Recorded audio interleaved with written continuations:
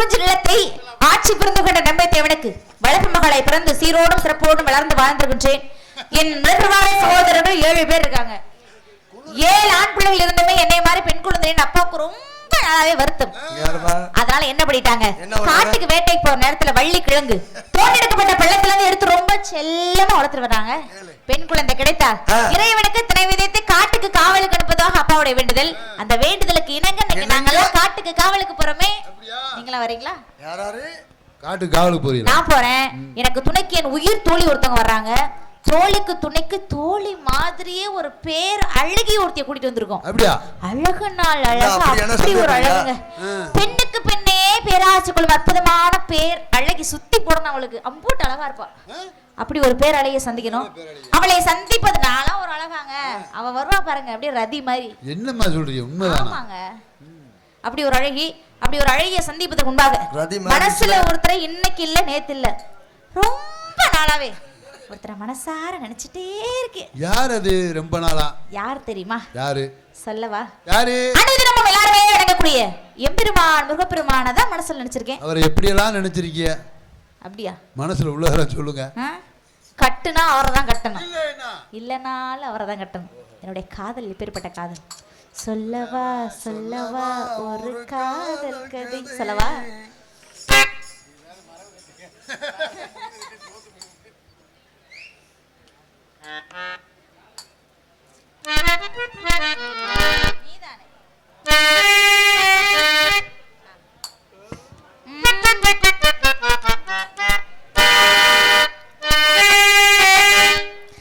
நீதானே நாள் தோறும் நான் பாட காரணம், நீ இந்த நெஞ்சோடு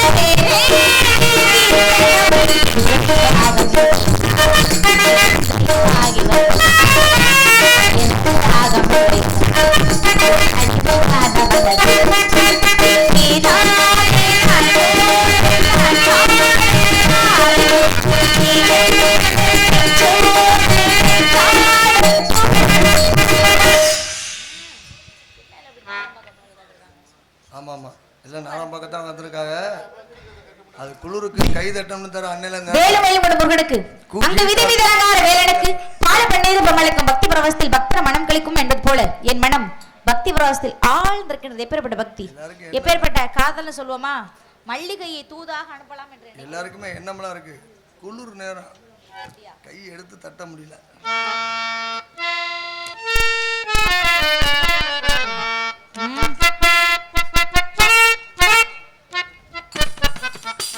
மல்லிகையே மல்லிகையே தூதாக போ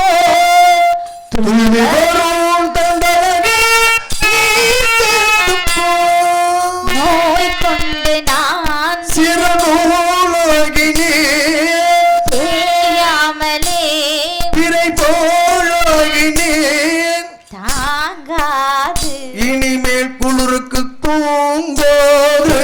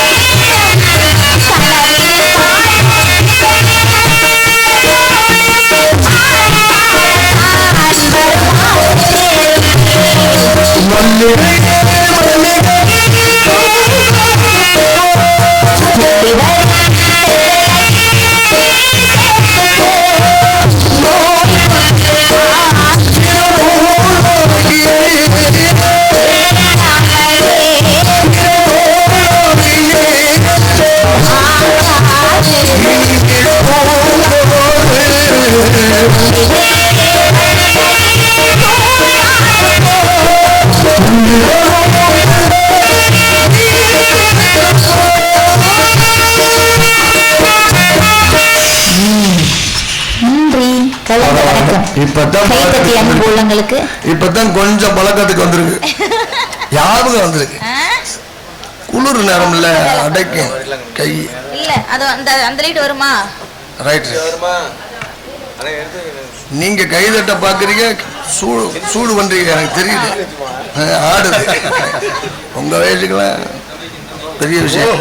சுறுசுறுப்பா எங்க அப்பா பாவம் கஷ்டப்படுறாரே. அதை மட்டும் ஞாபகப்படுத்தாதீங்க. நெஞ்சத்து தெரியல என்ன